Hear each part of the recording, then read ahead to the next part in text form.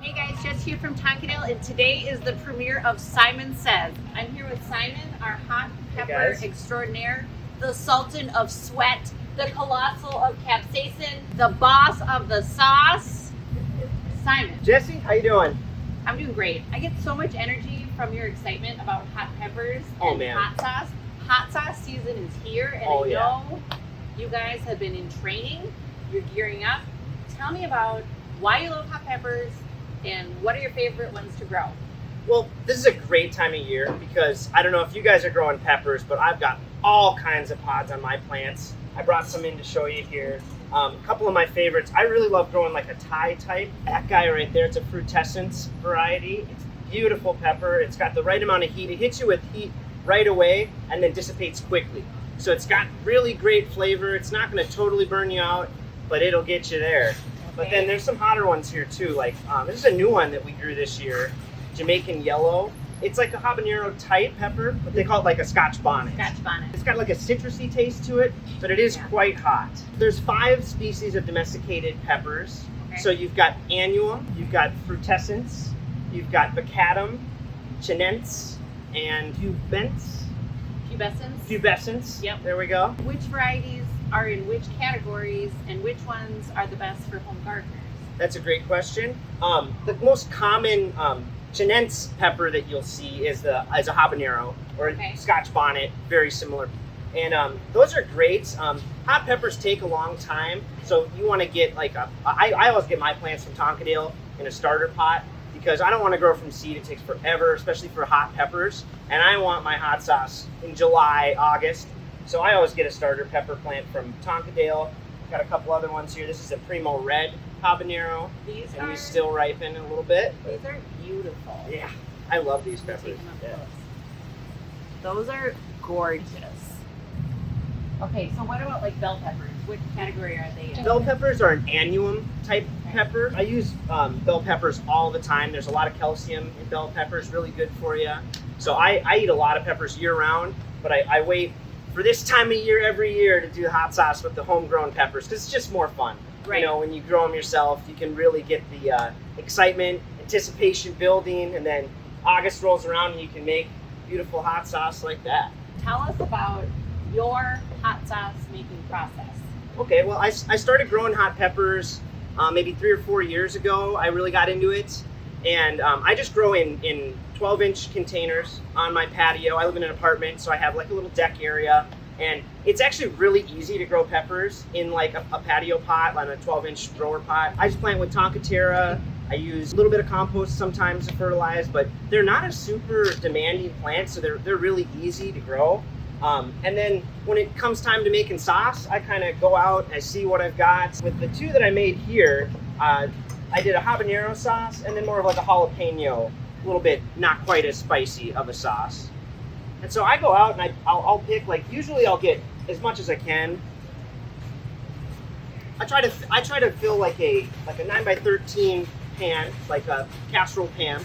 Roast that off in the oven. It's just easy to do that way. I don't have to sit there and watch my pot, and I don't have to fumigate the whole apartment with hot peppers. So I find the best way is I just like cut all my peppers in half. I leave the seeds and everything in there, and I just fill up my pan with what I'm gonna roast off for my pepper sauce. I usually add garlic, onions. You know, it doesn't have to be just peppers. You want to fill it in with a couple other veggies in there too to round out the sauce profile, flavor profile. Okay, so do you have like a specific recipe you follow, or is it kind of like how you feeling, what it's looking like? Not necessarily a specific recipe, although I will say it's important to add vinegar to your sauce, or also like citrus to help stabilize the sauce, right? So you want to have your pH dialed in so it's going to last for you. The sauce I'm making here, I'm not really jarring it to last for months. But it will last for a couple months in the fridge just fine. It's usually not a problem for me. It's gone before you know it. I bring it to work, share with everybody. So, but yeah, the important things to note is definitely want to add some vinegar to the sauce, and that also helps with the flavor, but it also keeps it shelf stable for a little while. Yeah. So with citrus, what citrus do you add? Is it lemon juice? I use lime juice in both of these. You could do a lemon. I like the lime myself. And I just find that kind of rounds it out. Like this green sauce here, It's got jalapeno peppers, red onion, and then it's got cilantro and some lime in there, kind of rounded out. I use rice vinegars as well. I just think the flavor of rice vinegar just adds that. It's a little bit lighter. Yeah, exactly. Crisp. Yeah. Crisp. Okay, so then both of these sauces have the garlic and onion? Yep, I put garlic and onion in both of them. The orange one here, I also added peach and ginger. So it's got a little bit of like a sweet heat going on. But you can get creative. I mean, you can do whatever you want. I'm really excited for my Thai type peppers are still ripening. This will ripen to a red. And I really love making Thai peppers, probably my favorite variety to grow. I just think the flavor's right there. So it's kind of like what I've got ripe at the time, how hot I want to go. I definitely wanted to have like a really hot one and a little bit milder, more approachable one, just so, maybe you're always not feeling the burn, you can still get the flavor. I mean, it's not always about how hot can you get, it's about the flavor. So, yeah. Right. So take me from, you roasted the peppers in your 9x11. Yep. Then what do you do? So I've got the pan, while everything's still hot, I go ahead and I dump it into, I've got a big Ninja blender, right? Dump everything into the blender, and I'll add, this is when you add vinegar or other herbs that you might want to add. So this one I added the cilantro, lime, right? And you blitz that sauce up in the blender, liquefy it up, seeds and all, everything in there. And then it'll kind of come out looking like this. And then I run it through a strainer, just a metal strainer like that. And that kind of turns the sauce into more of a creamier, smoother sauce. And both are great. It's just different styles. What you experiment with, what you like. I was just I like to run it through the strainer because I just think it makes for a really beautiful, velvety, smooth sauce. You can't go wrong. It's more of like almost like a salsa when it's a little thicker when you don't strain it, and then you can get it a little thinner if you run it through the strainer like that. Do you ever add water to thin it out? Or I do add a little bit of water just to stretch the sauce a little bit, and you can cook everything down after you've blitzed it in the blender too, if you wanted to marinate those flavors more, or say you wanted to thicken up the sauce. It's too thin, you added too much water, too much vinegar. Just cook it on the stovetop and let some of that water evaporate and thicken up for you until you get that perfect sauce. Then bottle it up. I'm gonna try it. Let's try it. All right. I got some generic chips here. Go ahead and grab a chip there, Jesse. Some for now, some for later. All right, well, let's try the green one here.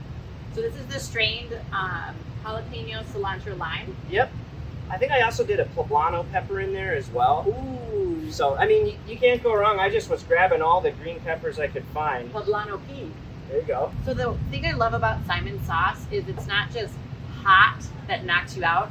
It's got heat, but flavor. And I think there's a misconception with hot sauce that it's just hot and miserable for some. But if you can get that flavor profile, it's really enjoyable and it enhances the food that you're eating. Absolutely. I find that using multiple types of peppers as well gives your sauce like different notes. Like you might get the habanero at first, and then you might find that kick that comes in of like a serrano later. So I try to use like a couple different kinds of peppers. I don't go just strictly one type of pepper for this sauce, one type of pepper for this other sauce. I like to mix it up so you get that flavor profile. With this one, the cilantro and lime really gives it like a fresh finish. And again, I'm growing my herbs at home, so it's like nice to just go out on the deck and grab a little bit.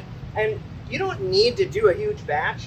My 9x13 pan, when I do a batch of sauce, I'll get both these jars were full of sauce. So, it's not like I'm making huge batches, but it's just enough that I can use it, and then more peppers are ripe and I can make more. All right, here we go. This one's the habanero peach ginger. So this one I was trying to get more of like I don't know, like a sweet heat almost going on. I noticed you didn't give me as much. This one's a little hotter. Woo! This one's a little hotter, but it's a good one. Here, cheers. I got quite a bit there. There you go. That's good. I kind of get the sweet forward right away. Yep. And then you kind of get that citrus of the, that's a primo red habanero in there. I do roast everything with olive oil when I'm roasting the veggies in the pan. Just a little bit of olive oil, a little salt, pepper. So the oil gives it a little bit of that creamy kind of flavor when it gets all blended up. There you go. Yeah. Are you willing to share a rough sketch of your recipe on the blog? Sure, absolutely. Give everybody a starting off point, you know. I did write, my girlfriend was saying, you got to write it down. People are going to want to know what's in it. I wrote it down, so we'll have it up on the blog. Look for it. Sounds amazing. Yeah. You can't go wrong with hot peppers. It's a great way to enjoy the season, you know. And the hotter the days are when you're growing peppers, the hotter your peppers are going to be. So this year, I feel like we've had a really hot summer, and I can taste it in these peppers. It's definitely there. That's like the terroir of the veggie, right? Okay, That's like the terroir of the sauce. Like when you're talking about wine, you can taste the region that it's from. With peppers, you can taste the season, right? Even within the same plant, you can have peppers with various heat levels, and also peppers with various flavor profiles, depending on when those flowers set fruit. Yeah, or depending on like when you harvest. So like typically people pick jalapenos when they're green, but if you let them ripen to red, you get more of that bell pepper annuum, almost like sweetness to the flavor. Okay. So this sauce has red jalapenos in it, and the green one has green jalapenos. So you get little different flavors depending on when you harvest and growing conditions, like Jesse was saying. So. That's amazing. I just really love to watch all the excitement around hot peppers. I think it, like food and beverage, is a great way to bring people together, and sharing an interest in peppers is a great way to connect with people and also just enjoy the fruits of your labor. Awesome, Simon. Yeah. You inspire me all the time. Thanks for watching the pilot of Simon Says.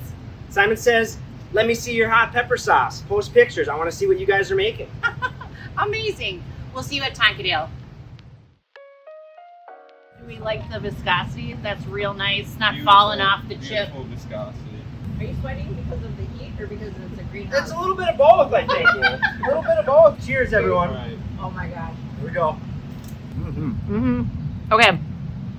This reminds me of It tastes kind of cheddary. a certain dish. Help me. Do you feel you got some cheddar in there? Yeah, I feel a little cheesy. In there. No cheese in there.